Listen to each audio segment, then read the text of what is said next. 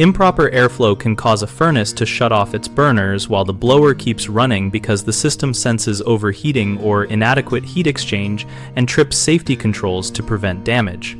When a furnace has low airflow, the heat exchanger cannot shed heat efficiently, so internal temperatures rise quickly, and the high limit switch opens to shut off the burners while the blower continues to move air. Start by inspecting and replacing the filter with the type and thickness specified by the furnace manufacturer, and install it with the airflow arrow pointing toward the furnace.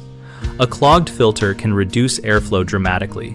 Next, walk the ductwork visually and feel supply and return registers while the system runs to locate cold spots or weak flow, which indicate obstructions or collapsed flex runs.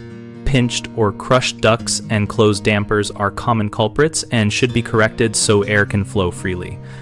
Check blower motor and fan speed settings according to the furnace manual and confirm the motor is not running on a reduced tap setting if it is a multi-speed motor. Some systems require a professional adjustment for proper CFM.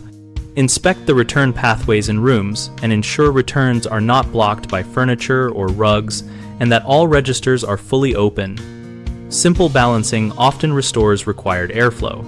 If restrictions remain after these steps, measure static pressure or hire a qualified technician who can test air volume and clear internal returns, replace improperly sized duct sections, or change the blower assembly to match the system load. Common mistakes include assuming a new filter always fixes low airflow, so people install the wrong thickness or the wrong direction, which still restricts flow. Use the manufacturer recommended filter type and install it correctly. Another issue is ignoring blocked or undersized return ducts so the blower spins but cannot draw enough air. Open return grills, remove obstructions, and consider adding a properly sized return or enlarging existing returns. A third mistake is leaving fan settings or cased adjustments incorrectly set after service, so the blower cannot deliver required volume. Verify fan speed and blower curve against the furnace specifications, or have a technician make the blower motor adjustment.